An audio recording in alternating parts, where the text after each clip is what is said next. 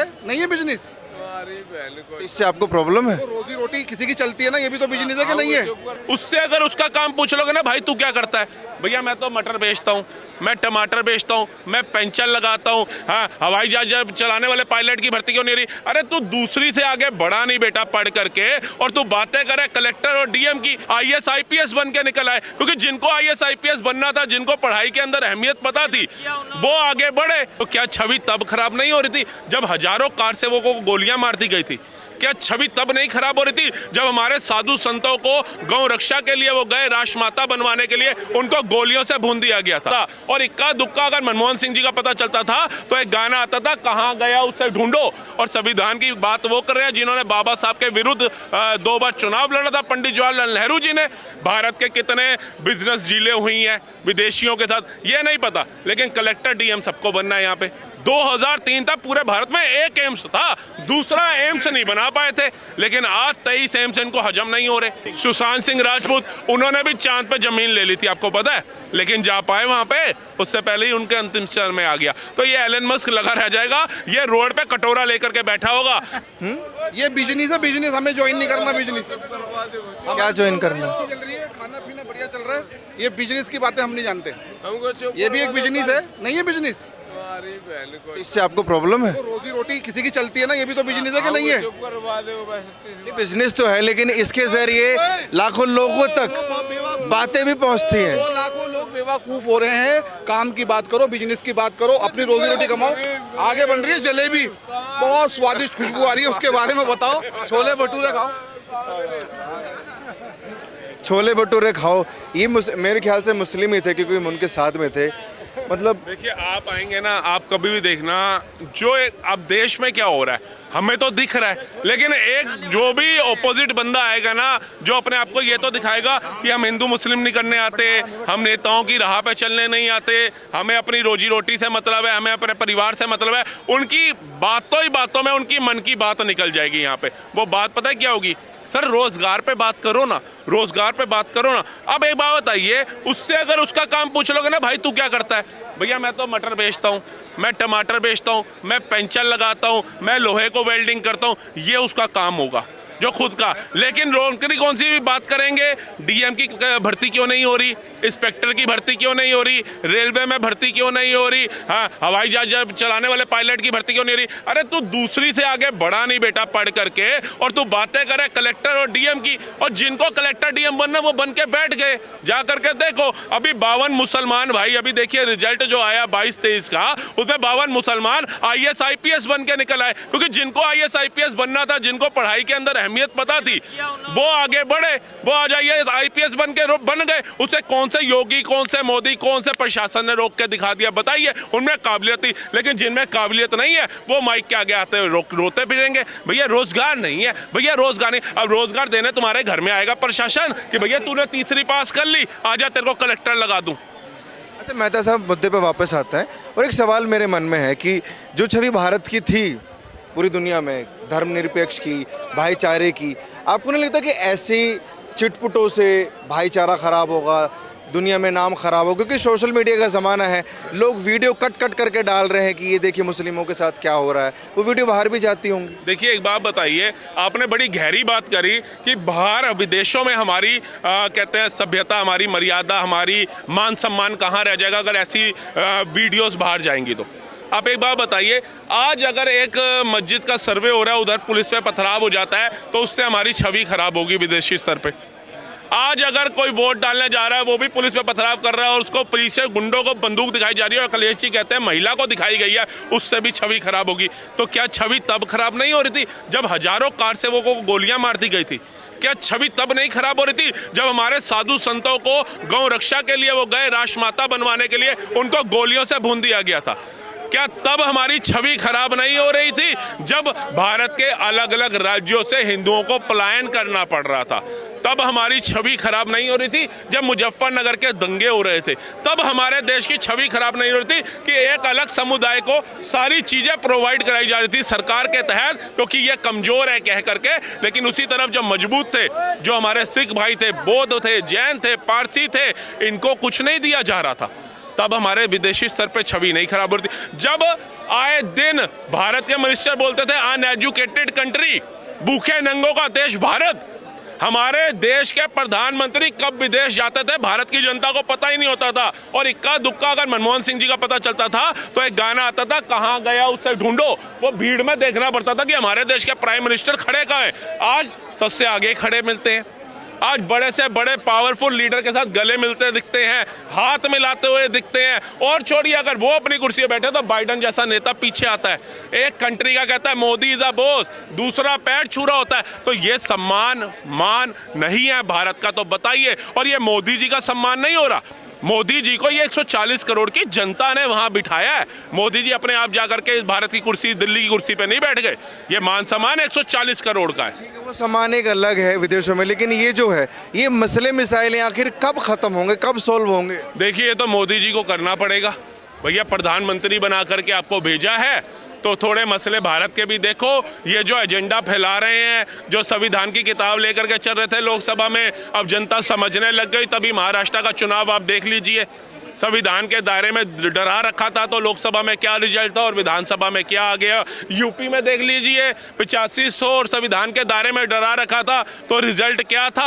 आज 9 सीटों के ऊपर चुनाव का रिजल्ट क्या आ गया। तो जनता समझ रही है, जनता मूर्ख नहीं है। एट प्रेजेंट तो आप बोल दोगे बाबा साहब भीमराव अंबेडकर का संविधान जो है मोदी खत्म करने आ रहा है, लोकतंत्र खतरे में है। लेकिन ये रोटी कब तक चलेगी? रोटी एक दिन तो खत्म होगी आपकी झूठ की। वो खत्म हुई, जनता समझ गई। ना 8500 देने लायक हैं ये, और संविधान की बात वो कर रहे हैं जिन्होंने बाबा साहब के विरुद्ध 2 बार चुनाव लड़ा था। पंडित जवाहरलाल नेहरू जी ने जब कानून मंत्री के पद पे थे उनको लात मार दी थी। और इनकी पीड़ा जो है ना वो मोदी योगी से क्यों है? वो बटोगे कटोगे बोले तो पीड़ा, वो एक रहोगे नेक रहोगे तो पीड़ा। अरे भैया हम तो कहते हैं मोदी जी को भी कि जो जलता है उसे जलने दो, ये जलजला नहीं रुकने देंगे, वो देश नहीं झुकने देगा, हम उसे नहीं झुकने देंगे। हमारी तो भावना मोदी जी के प्रति ये है, वो देश नहीं झुकने दे रहे। 5वीं अर्थव्यवस्था हो गई, कह रहे 2027 तक तीसरी सबसे बड़ी अर्थव्यवस्था बनाऊंगा। और जितने इनके फॉलोवर आते हैं उनसे पूछना कि 10वीं और 11वीं व्यवस्था अर्थव्यवस्था पे जब छोड़ गए थे मनमोहन सिंह जी, तो मोदी जी किन किन कंट्रियों को पछाड़ के आज 5वीं अर्थव्यवस्था बनाए हैं। एक कंट्री का नाम नहीं पता होगा। और इनको चाहिए नौकरी सरकारी, डीएम बनना है इनको, है कलेक्टर बनना है इनको, लेकिन ये नहीं पता होगा कि विदेश के अंदर कंट्रियां हैं कौन सी, भारत के कितने बिजनेस डीलें हुई हैं विदेशियों के साथ, ये नहीं पता। लेकिन कलेक्टर डीएम सबको बनना है यहाँ पे। एक पंचर वाला भी है, वो भी कहता है भैया मुझे टेस्ला का मालिक बनना है, मुझे BMW का शोरूम खोल के दो, मैं BMW के पंचर बनाऊंगा, कब तक मैं मारुति के पंचर बनाता रहूंगा।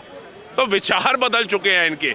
इनको इतना पैसा आता हुआ दिख रहा है ना जो, वो हजम नहीं हो रहा। इतना टूरिज्म आता हुआ दिख रहा है, हजम नहीं हो रहा। 11 सालों से एक भी राज्य में बम धमाके नहीं हो रहे, हजम नहीं हो रहा। रेल मैप के अंदर देखिए कहाँ पहुंच गई वंदे भारत नमो भारत, जबकि कांग्रेस कार्यकाल में 25 शताब्दियां थी पूरे भारत में, 26 ही नहीं दे पाए थे। 2003 तक पूरे भारत में एक एम्स था, दूसरा एम्स नहीं बना पाए थे। लेकिन आज 23 एम्स इनको हजम नहीं हो रहे। आज 42 से 44 वंदे भारत हजम नहीं हो रही। आज इनको रोड मैप के अंदर दूसरे नंबर पे भारत आ गया, अमेरिका के बाद चाइना को पछाड़ दिया, वो हजम नहीं हो रहा। क्योंकि इनको टूटी फूटी सड़कें पसंद थी। इनको लगता था अरे गड्ढे क्यों नहीं आ रहे, अरे हम बसों में उल्टियां करते हुए क्यों नहीं जा रहे, अरे हम 12-12 घंटे का सफर करते हुए क्यों नहीं जा रहे। आज मात्र दिल्ली से देहरादून जाइए 2.5 घंटे का एक्सप्रेसवे तैयार हो रहा है, दिल्ली से हरिद्वार जाइए 3 घंटे में पहुंच रहे हैं। तरक्की कर रहा है और इंडिया ने इतनी तरक्की कर ली है, मुझे ध्यान में आया एलन मस्क ने ट्वीट किया है कि इंडिया एक दिन में काउंट कर लेता है सारी वोटिंग को और अमेरिका को कई दिन लग जाते हैं। चुटकी ले रहे हैं वो देखिए, वो लेने दो। ऐसे हमारे यहाँ के भी एक अर्थशास्त्री यहाँ पे घूमते हैं बड़े तगड़े, वो कांग्रेस का पक्ष रखते हैं, शर्मा जी, वो चैनल के माध्यम से कई लोग उनको जानते होंगे। देखो फिर बोलो। हाँ, शर्मा जी, उन शर्मा जी पता क्या कहते थे? शर्मा जी एक बार डिबेट, सर एक मिनट, डिबेट में मुझे कहते हैं जब चुनाव के अंदर ईवीएम से इलेक्शन होता है 10 दिन के बाद रिजल्ट आता है तब तो भाजपा जीतती है क्योंकि ईवीएम में घपला हो जाता है। हरियाणा चुनाव में 3 दिन बाद रिजल्ट आ गया। मैंने कहा हरियाणा में तो सर वो हार गई कांग्रेस, जलेबी का है ना, जलेबी आई ना शर्मा जी आए। अब दूसरे चैनल पे मिल गए तो मुझे कहते हैं आपको नहीं पता, हमारी जो वीडियो है वो अमित शाह जी तक जाती है, उनको पता चल गया कि 3 दिन में अगर रिजल्ट दोगे तो जनता जो है आप पे विश्वास करेगी, नहीं तो नहीं करेगी। इसलिए उन्होंने अब हर चुनाव के 2 या 3 दिन बाद रिजल्ट देना। मैं कहा आप तो भैया जी कुख्यात हो, आप यहाँ क्या कर रहे हो? आप राहुल गांधी से सीधा संपर्क करो। आपको तो आने वाला कहते हैं शिक्षा मंत्री होना चाहिए, गृह मंत्री होना चाहिए, अर्थशास्त्री होना चाहिए। आप कहाँ चांदनी चौक में धक्के खा रहे हैं? तो ऐसे भी लोग हैं भारत में जो अयोध्या हार जाएंगे तो खुशी का जश्न मनाएंगे। नहीं, मैंने एलन मस्क का पूछा था, वो भारत के थोड़ी हैं। नहीं है तो सर जी एक बात बताओ। एलन मस्क, मैं बोलूं, मैं एलोन मस्क का बताता हूँ भाई। एलोन मस्क को ये दिक्कत है 2030 तक हमारे अडानी जी ट्रिलियनर बन जाए।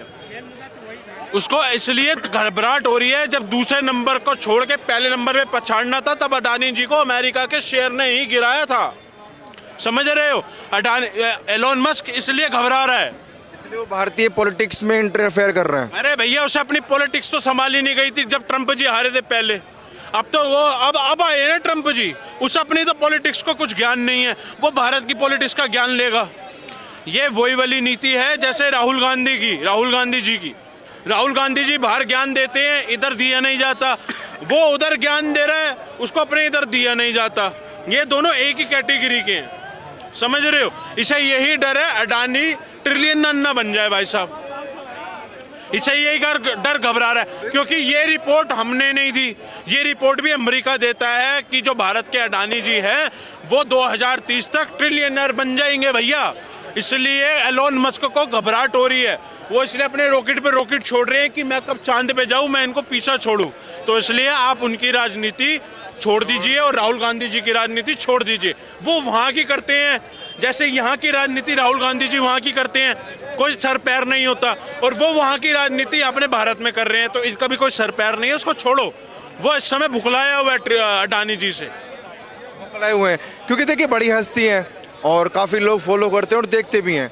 उन्होंने एक और बात बोली थी कि बच्चे ज़्यादा से ज़्यादा पैदा करो, ये भी बड़ी बात मुझे अटपटी लगी। देखिए हमारे यहाँ के तो नेता कहते थे बच्चे 2 ही अच्छे, और नसबंदियाँ करा रहे थे। अब वो कह रहे हैं बच्चे ज़्यादा पैदा करो। अब यहाँ जिन्होंने ज़्यादा बच्चे पैदा कर लिए, अब हमारे नेता अगर के राहुल गांधी कहते हैं जनगणना कराओ, जिसकी जितनी जनसंख्या उतना उसका महत्व। अब एक दादा परदादा ने तो किसी की जनसंख्या बढ़ा दी और दूसरों की घटा दी। अब जब बढ़ गई तो कह रहे हैं जिसकी ज्यादा जनसंख्या उसका उतना महत्व, तो दे ही दो भैया उनको, पैर सीधा स्पष्ट आके दे ही दो। पहले भी आपने इतना कुछ दे दिया तो भारत की जनता ने क्या कर लिया आपका? बाबा साहब भीमराव अंबेडकर संविधान जी बना करके संविधान बना गए, उसका क्या मान सम्मान रख लिया आपने? क्या दिखा रहे हैं? पश्चिमी यूपी और पूर्वांचल में 2000 नई मस्जिद बनाई जाएंगी। अयोध्या में बाबरी मस्जिद के लिए 1000 करोड़ रुपए दिए जाएंगे। अयोध्या के नाम पर परिवर्तन किया जाएगा। दलितों और पिछड़ों का आरक्षण कम करके मुसलमानों को 30% आरक्षण दिया जाएगा। लव जिहाद कानून को खत्म किया जाएगा। ये वादा है मुसलमानों से अखिलेश यादव। अब देखिए मैं इसकी पुष्टि नहीं करता हूं, लेकिन ये आया है तो मैंने आपको पढ़ के सुना दिया कि विचारधारा ये है। और सर इस पे हो ना हो, उन्होंने दिया है, उन्होंने दिया। और आप एक चीज और देखिए सर, एक मिनट, एक चीज और देखिए, ये जो लोग यहाँ पर आकर के रोजगार का मुद्दा छेड़ते हैं ना, जो कहते हैं देश में अस्पताल बनाओ, विश्वविद्यालय बनाओ, बच्चा स्कूलों में जाए, विश्वविद्यालय में जाए, सब कुछ करे, इनको बोलो राम मंदिर भी जब बन रहा था तब आपकी विचारधारा थी राम मंदिर खाने को देगा क्या? अब वहां पर विश्व की सबसे बड़ी मस्जिद बनाई जा रही है।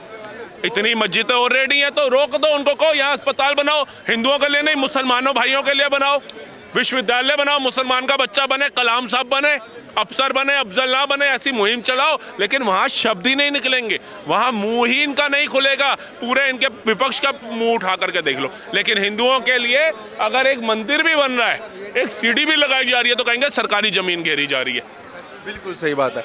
अच्छा, एक दोनों से सवाल है, एलन मस्क जैसे शख्सियत को नहीं लगता कि पॉलिटिक्स से दूर रहना चाहिए, वो भी भारत की जैसी पॉलिटिक्स? तो मंत्रालय मिल गया वहाँ पर। सर मैं कहता हूँ राहुल गांधी जी शख्सियत को यहाँ से दूर हो जाना चाहिए। ये गलत है सही है, आप बताओ। नहीं, मैं इस पर टिप्पणी नहीं कर सकता। सर टिप्पणी नहीं कर सकते, नेता हैं वो, विपक्ष के बड़े नेता हैं, बड़ा चेहरा है, अलग क्यों करना चाहते हो? ये सुनिए, तो वो भी भाई साहब दुनिया का पहले नंबर पे आ रहा है भाई रईसी में, समझ रहे हो? एलोन मस्क जी दुनिया की पहले नंबर पर है, तो उनको भी राजनीति से दूर रहना चाहिए।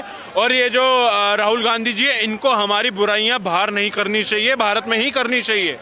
तो दोनों में एक ही भेदभाव नहीं करना चाहिए। देखिए दोनों एक ही कैटेगरी के भैया। आप राहुल गांधी जी को कम मत समझिए, बहुत माल है राहुल गांधी जी के पास। 25% रिटेल इस टाइम राहुल गांधी जी का। मेहनत करते हैं, काम करते हैं। तो अडानी क्या कर रहे हैं, अंबानी क्या कर रहे हैं, रतन टाटा जी क्या कर रहे थे?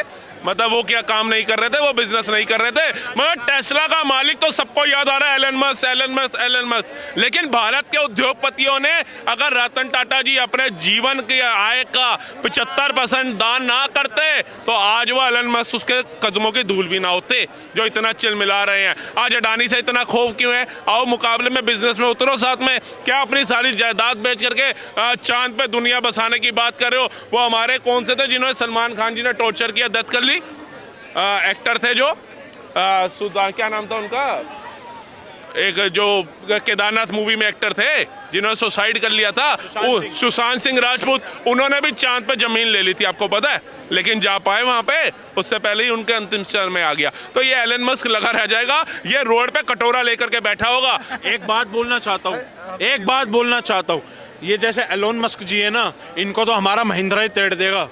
जो इस समय महिंद्रा जी चल रहे हैं ना, इनको तो महिंद्रा ही उखाड़ देगा। ये तो अभी छोड़ दीजिए, भैया ने पहना हुआ शर्ट महिंद्रा का, छुपा क्यों रहे हैं? गर्व की बात है ना, ये तो गर्व की बात है, गर्व से भारतीय ब्रांड है, छुपाना क्यों है? तो सही है। एलन मस्क का नाम आप भी ले रहे थे, सुना है नाम तो सुना पड़ा भी, उसका बहुत बड़ी पैसा वाला आदमी है बस।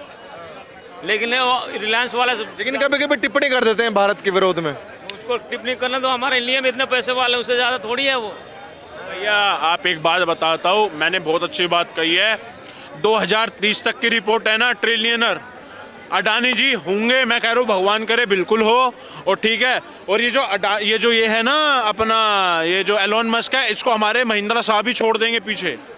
जो इस टाइम महिंद्रा की गाड़ियाँ जो 6-6 महीने लग रहे हैं ना मिलने को, तो भैया अपने भारत का साथ दिया है मोदी जी ने, अपने भारत की कंपनियों का साथ दिया है मोदी जी ने, और इसलिए आज लोग समझ रहे हैं।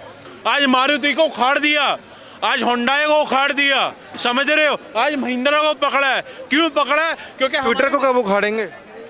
ट्विटर को कब उखाड़ेंगे? सर आप एक बात बताइए, देखिए वक्त का कुछ नहीं पता, वक्त का कुछ नहीं पता। ट्विटर भी भैया हमारा ही बंदा चला रहा था, हमारा ही बंदा चला रहा था ट्विटर भी। जब गूगल से ट्विटर चलता है, वो भी हमारा ही बंदा चला रहा है। अगर गूगल भी ना हो तो ट्विटर नहीं चलेगा, समझ रहे हो? तो भैया बात पते की करो तो मजा आता है। एलोन मस्क जी देखिए, मैं आपको ट्रांसलेटर आपके पास बहुत होंगे। गलत कर रहे हैं भारतीयों को छेड़ के। बिल्कुल कर रहे हैं। और सबसे बड़ी बात है, आपको तो शर्म आनी चाहिए। अभी डोनाल्ड ट्रंप जो भारत के अंदर कहते हैं I love India, I love Bharat, I love Hindus, आप उन्हीं के विपरीत जा रहे हैं। लेकिन होता है, जबान है फिसल जाती है, टंग स्लिप कर गई इनकी। मुझे लगता है अगली बार सोचेंगे भारत के विरुद्ध बोलते, क्योंकि अभी तक जिन जिन ने भारत के खिलाफ बोला है ना, उन कंट्रीज का हाल देख लो, उन बिजनेसमैन का हाल देख लो, उन लोगों का हाल देख लो। वो डायनासोर की तरह लुप्त हो गए, उनका पता नहीं चला कहाँ चले गए। क्योंकि आज का भारत नया भारत है 2014 के बाद का। ये पहला भारत नहीं है जिसमें कोई बम फाड़ता था, यूएनओ में जाके बैठे रहो। इंदिरा गांधी जी विदेश जा रही है, घंटों घंटों इंतजार कर रहा है पड़ा है जी अमेरिका का राष्ट्रपति अभी आ रहा है, आप 1 घंटा बैठिए। आज उसके मोदी जी के भाषण सुनने के लिए बाइडन जैसा बंदा 1 घंटा बैठा रहता है, पूरा भाषण खत्म होगा तभी उठूंगा। तो ये बदलाव है, इसको स्वीकार करो। सत्य जो है ना कभी डरता नहीं है, सत्य उजागर होता है। सत्य के हमेशा कहते हैं। टेस्ला जी को तो नितिन गडकरी ने उखाड़ दिया। टेस्ला जी को तो, जो टेस्ला जी है ना, उनको तो नितिन गडकरी ने उतार दिया, समझ रहे हो? वो सारी खुंदक नितिन गडकरी जी से निकाल रहा है। वो सीधा तू तो मुंह बात नहीं कर सकता। 100% टैक्स लगाने की बात करी थी। तू फैक्ट्री लगा ले, लगा फैक्ट्री भारत के अंदर लगा। तेरे गुजरात के अंदर जगह दे रहे हैं, लगा। तूने चाइना के अंदर लगा के तू हमें कह रहा है कि तुम वो करो। भैया किया भी आई थी ना, जो किया का ओनर है ना, उसने सबसे पहले भैया अपना प्लांट लगाया। एमजी ने अपना प्लांट लगाया है, समझ रहे हो? BYD गाड़ियां बहुत कम दिखती होंगी, BYD का भी भैया अपना प्लांट भारत के अंदर लगा हुआ है।